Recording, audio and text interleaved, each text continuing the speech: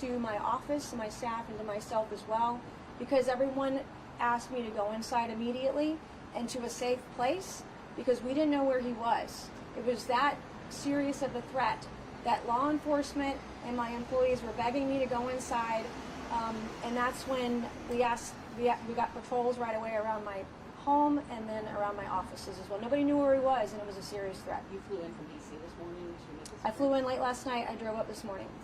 Can you comment on the threats, the 8647 that is appearing all over social media? James Comey should be investigated for making a threat on the President of the United States. It's time, it's past time that we take these things seriously, because at some juncture, someone is going to believe what they see online, believe what they see by some Democrat or trans activist, and someone's going to get killed. And we need to prevent that from happening, not just me, but every public official. It's also not okay for men to be aggressive with women, for men to threaten to kill women. In our state of South Carolina, we do a great disservice for women who are in harm's way. There was just a case in South Carolina in Charleston County. A mom was killed on Mother's Day, and the guy that murdered her, allegedly, had kidnapped her and beaten her up, allegedly, 2 years ago.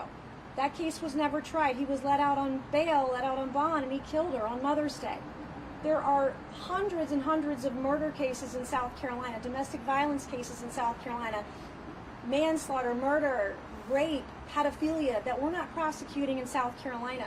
So for me, I was actually surprised that the judge denied bond, because I've seen the way women are treated in our state, and I hope that this gives women hope that we need to stand up for ourselves, we need to fight for ourselves, and if there's some mentally ill man coming after us, we need to stand up for our rights. We need to stand up for ourselves, and real men protect women. That's what I saw the judge do today. Any hopes that you can address those issues as governor someday? Any plans to? I'm addressing these issues at the federal level, and if I am ever governor of South Carolina, you can be damn sure that I will address it from a legislative. I've already started drafting pieces of legislation that'll protect women at the state level, because now that I have been through not just this case that I'm going through now, but in my own case that I detailed on the House floor on February 10th, I see how weak our laws are in South Carolina that do nothing to protect women.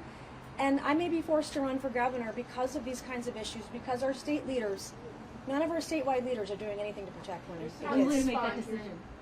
We'll make it hopefully soon, but a lot of thought goes into it. It's a serious run. Running for governor is a serious matter to consider, and I have to take everything into consideration. What I'm does doing these that next now. steps look like moving forward for you In terms of, after this bond hearing? well, we're going to keep track of it. I have a victims' rights advocate.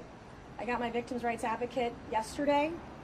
In my own case, last year, it took 11 months for me to get a victims' rights advocate. So I was glad to see the system worked this time, that I got one right away. And we've been informed by SLED every step of the way. I'm deeply grateful for Mark Keel's leadership and the victims' rights advocate, Riley, that she's here today, and the attorney for letting me know and informing me of the process.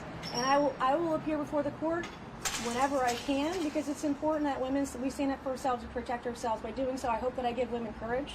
I hope that I give women across South Carolina the bravery to stand up and say no more. There's some business going on in Capitol Hill today with the budget and things like that. How are you going to navigate all of that? Well, I'm going to read the budget reconciliation bill before I make a decision on how I'm going to vote.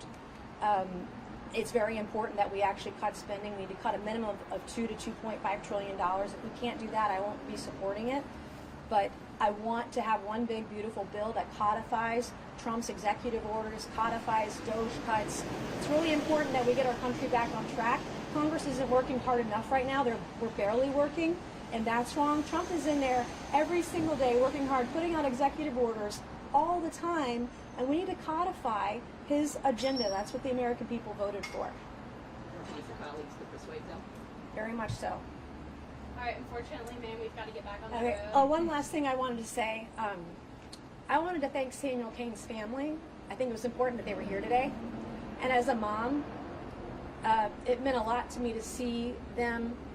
They shook my hand, and their humility was very important to me, and I want to say thank you to his family. Thank you.